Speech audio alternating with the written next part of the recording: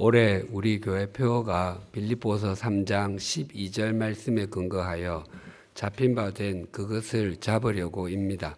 그래서 이번 고난주간 특별 새벽 기도회와 금요일 성금요 예배에서는 빌립보서를 개략적으로 살펴보도록 하겠습니다. 우리 교회 표어 잡힌 바 된 그것을 잡으려고인데 이것을 좀 더 풀어서 설명드리면 이러합니다. 본래 바울은 잡은 바 된 그것이나 잡을 바 될 그것을 잡으려고 달려가는 인생이었습니다. 그래서 바울은 그리스도인들을 잡아들일 수 있는 공문을 대제사장에게 직접 요청해서 그 공문을 가지고 일행과 함께 예루살렘에서 북쪽으로 약 240km나 떨어진 다메섹을 향해 살기 등등하게 가고 있었습니다. 그런데 그 정오의 빛보다 훨씬 더 밝은 빛으로 부활하신 예수 그리스도께서 나타나셨습니다. 그래서 예수님께서는 바울에게 내가 네게 나타난 것은 너로 종과 증인을 삼기 위함이고 이스라엘과 이방인들에게 보내어 그들이 하나님께로 돌아와 죄 사함을 누리게 하며 나를 믿게 하기 위함이다라고 말씀하셨습니다. 이것이 바울에게 잡힌 바 된 그것이었습니다. 바울이 본래 잡고 싶었던 것은 목수 출신의 나사렛 예수를 그리스도라 따르는 사람을 결박하여 투옥시키는 것이었습니다.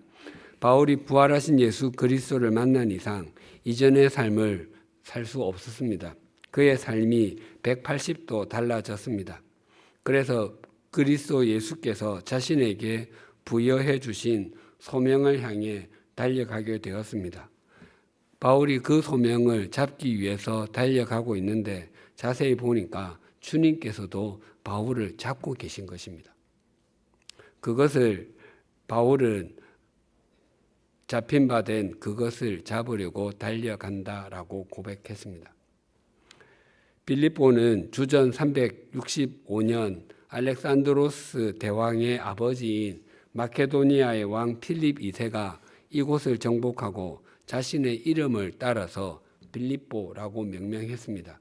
그리고 주전 168년에 빌립보는 로마에 의해서 점령되어서 로마 제국의 속주가 되었습니다. 후에 로마 제국의 초대 황제 아우구스투스는 전쟁에서 공을 세운 자신들의 군인들을 빌립보에 정착시켰습니다. 그리고 그들도 이탈리아 반도의 로마 시민들처럼 로마법의 적용을 받게 했습니다. 그것이 빌립보에 사는 사람들에게 굉장히 큰 자부심을 주었고 그들은 로마에 사는 사람들보다도 더 로마 사람처럼 살아가려고 했습니다.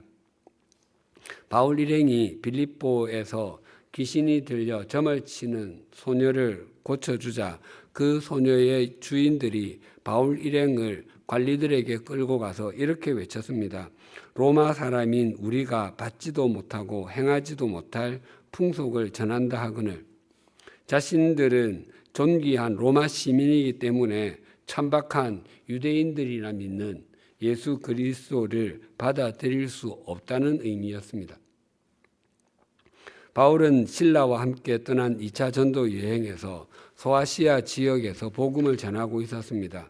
하지만 성령님께서는 그곳에서 복음을 전하지 못하도록 2번이나 막으셨습니다. 그때 마게도냐 사람이 환상 중에 나타나 마게도냐로 건너와서 도와주십시오라고 했고 그것을 바울은 하나님의 인도하심이라고 여겨서 마게도냐의 첫 도시인 빌립보에 이르게 되었습니다. 바울은 전도 여행에서 방문한 도시마다 그곳에 있는 회당을 찾았습니다. 회당에는 회당 뒤쪽에 그 유대교에 관심이 있는 이방인들이 있었거든요. 그들에게 복음을 전하곤 했습니다. 그런데 빌립보에 갔더니 회당이 하나도 없었습니다. 그래서 기도하는 곳이 있는가 해서 그곳을 찾아갔습니다. 유대인들 남자 10명만 있으면 회당을 세울 수 있는데 빌립보에는 유대인 남자 10명이 되지 않아서 회당을 세우지 못했던 것입니다. 안식일이 되자 기도하는 곳 곳을 찾아서 강가로 갔더니 거기에 몇몇의 여인들이 모여 있었습니다. 그들에게 복음을 전했더니 두아디라 성 출신의 자색 옷감 장사 루디아가 바울이 전하는 말씀에 귀를 기울였습니다. 얼마 지난 후 기도하는 곳으로 가다가 점을 치는 귀신이 들린 여종 소녀를 만나서 그를 고쳐주었습니다. 그 소녀는 주인들에게 상당한 돈벌이를 해주는 수단이었는데 그가 온전해지자 더 이상 점을 칠 수 없었습니다. 주인들은 자신들의 돈벌이가 사라진 것을 알고 바울 일행을 고소해 버렸습니다. 자신들은 로마 시민인 것과 수준 높은 삶을 사는 것을 그토록 자랑스럽게 여기고 있었지만 실상은 귀신에 매여 살고 있었던 것입니다. 바울과 실라는 많은 매를 맞고서 착고에 차여 투옥되었습니다. 그곳에서 찬송을 드렸더니 옥터가 움직이고 옥문이 열렸습니다. 제수들을 메고 있던 것들이 다 풀렸습니다. 사태의 위험함을 직감하고 간수가 자결하려고 했습니다. 그때 바울은 우리가 모두 여기 그대로 있으니 스스로 해치지 마십시오라고 소리를 질렀습니다. 간수는 바울과 실라 앞에 엎드려 물었습니다. 선생님들, 내가 어떻게 해야 구원을 받겠습니까? 바울과 실라는 주 예수를 믿으십시오. 그러면 그대와 그대의 집이 구원을 받을 것입니다. 라고 말했습니다. 그래서 간수와 그 가족들이 세례를 받게 되었습니다. 두아디라 출신의 자색 옷감 장사 루디아와 귀신이 들렸던 소녀와 그리고 빌립보 감옥의 간수와 그 가족들이 빌립보 교회의 초기 구성원이 되었습니다. 본문 1절과 2절이 이렇게 증거합니다. 그리스도 예수의 종 바울과 디모데는 그리스도 예수 안에서 빌립보에 사는 모든 성도와 또한 감독들과 집사들에게 편지하노니 하나님 우리 아버지와 주 예수 그리스도로부터 은혜와 평강이 너희에게 있을지어다. 우리는 편지를 쓸 때 가장 먼저 누구누구에게라고 수신자를 먼저 쓰지만 당시에는 발신자를 먼저 썼습니다. 그런데 바울은 자신과 동역자 디모데를 그리스도 예수의 종이라고 표현합니다. 지금은 신분사회가 아니기 때문에 종이라는 단어를 들어도 그렇게 혐오스럽게 다가오지 않습니다. 그러나 당신은 그렇지 않았습니다. 종이라고 번역된 둘로스라는 말은 묵다 또는 올가미에 걸다의 뜻입니다. 그래서 종이라는 말보다는 노예라는 말이 훨씬 더 적절합니다. 빌립보에 사는 사람들은 자신들이 로마 시민인 것과 자유민인 것을 그토록 자랑스럽게 여겼습니다. 그러나 바울은 자신이 그리스도의 노예인 것을 자랑스럽게 여겼습니다. 2000년이 지난 지금 로마의 시민권을 가진 것과 자유민이었던 것들을 자랑했던 사람, 그 당시 빌립보에서 잘 나갔던 사람들 우리는 아무도 알지 못합니다. 우리가 아는 사람은 자신을 노예라고 표현했던 사도 바울입니다. 그것은 바울이 영원한 존재이기 때문이 아니라 그가 주인으로 삼았던 예수 그리스도가 영원하신 분이시기 때문입니다. 3절에서 5절이 이렇게 증가합니다. 내가 너희를 생각할 때마다 나의 하나님께 감사하며 간구할 때마다 너희 무리를 위하여 기쁨으로 항상 간구함은 너희가 첫날부터 이제까지 복음을 위한 일에 참여하고 있기 때문이라. 바울은 지금 로마의 감옥에 갇혀 있습니다. 그런데 자신을 신세한탄하거나 하나님을 원망하지 않습니다. 오히려 빌립보 교회에 편지를 쓰면서 감사를 드리고 있습니다. 바울은 빌립보 교회를 생각할 때마다 감사하고 기도, 간구할 때마다 기쁨으로 간구했다고 합니다. 바울이 빌립보 교회에 대해서 감사하고 기쁨으로 간구할 수 있었던 것은 빌립보 교회가 처음부터 지금까지 복음을 위한 일에 동참했기 때문이었습니다. 구체적으로 하면 물질적인 후원이었습니다. 바울은 자비량 선교사였습니다. 유대인의 가정에서 가장은 자녀들에게 반드시 두 가지를 가르쳐야 하는 의무가 있었습니다. 하나는 율법을 가르치는 것이고 또 하나는 기술을 가르치는 것이었습니다. 바울은 어린 시절에 아버지로부터 천막을 만드는 일을 배웠던 것으로 여겨집니다.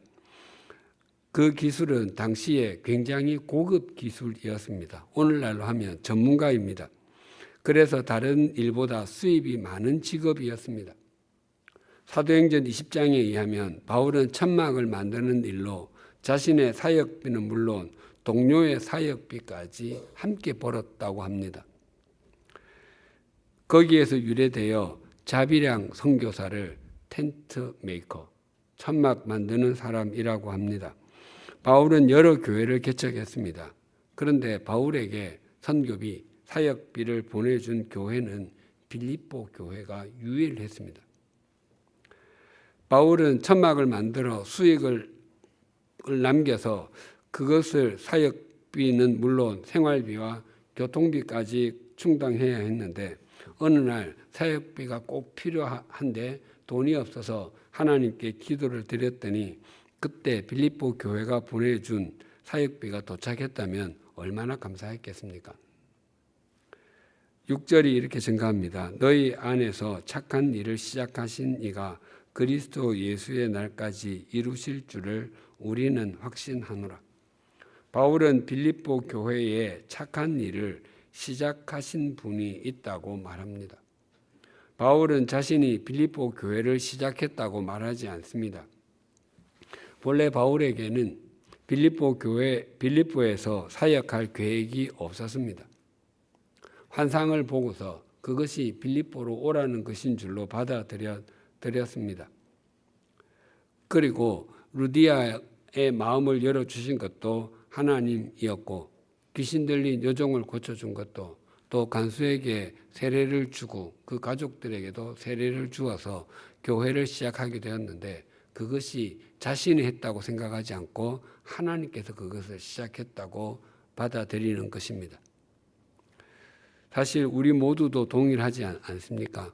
우리가 오늘 이렇게 이 기도의 자리에 동참할 수 있게 된 것은 우리에게 시작하신 분이 있었기 때문임을 우리 누구도 부인할 수 없습니다.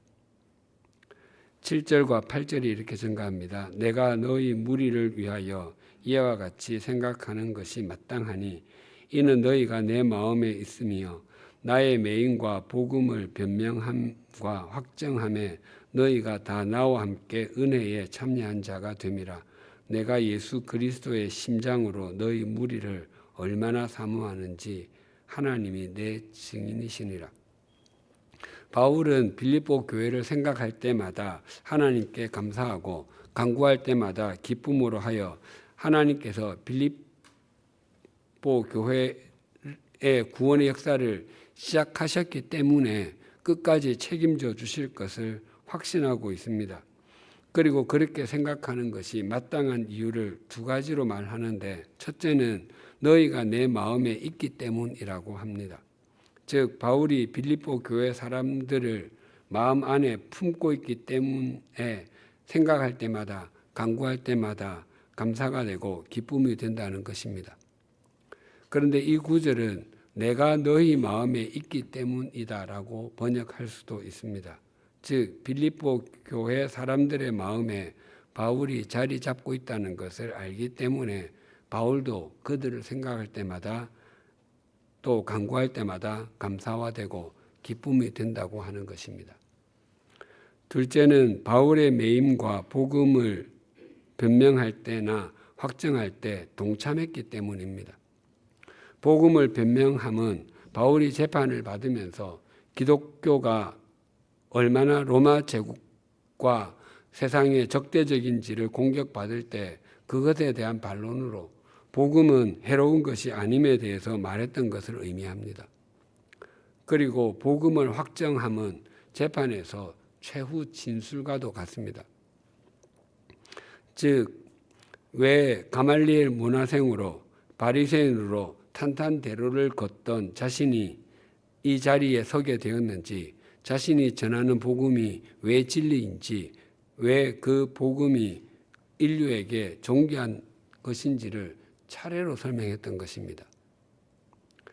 그리고 바울은 빌립보 교회를 예수 그리스도의 심장으로 사모한다고 합니다.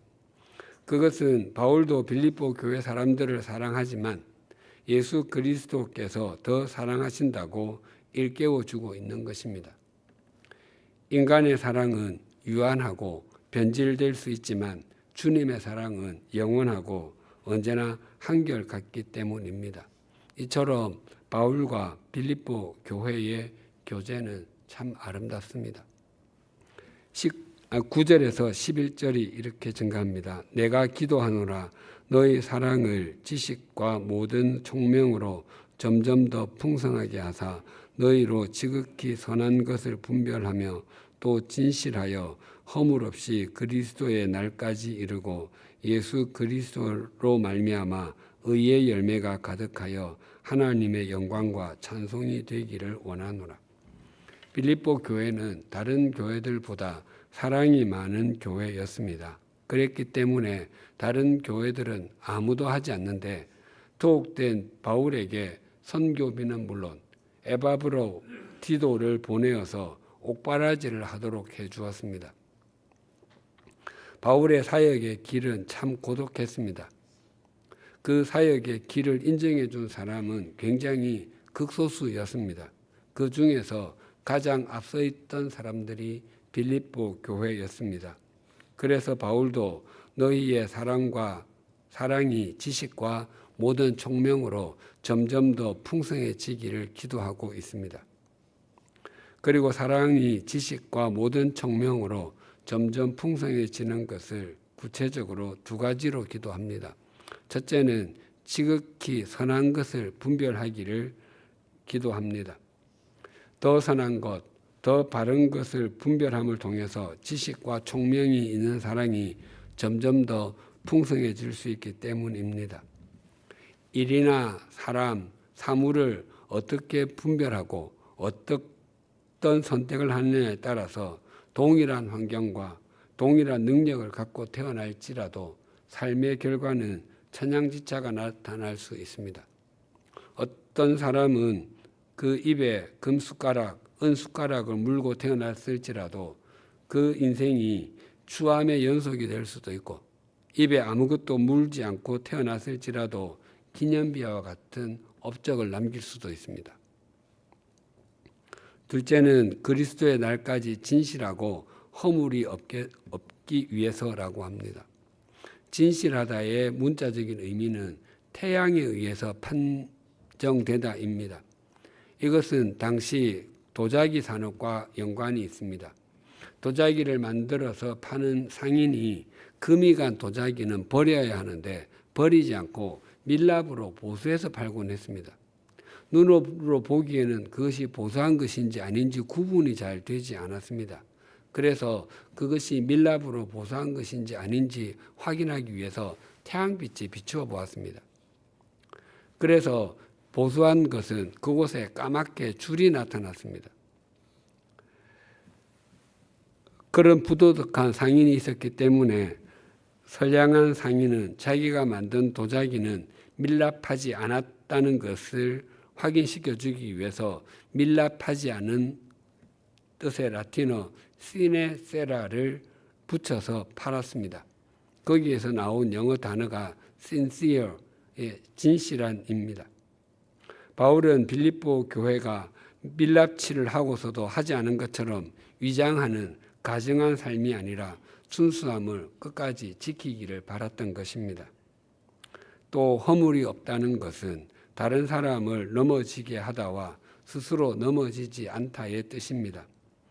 진실하다가 내적인 온전함이라면 허물 없다는 외적인 온전함입니다. 자기와 다른 사람이 동시에 넘어지지 않기 위해서는 상대를 배려하는 마음이 있을 때 가능합니다.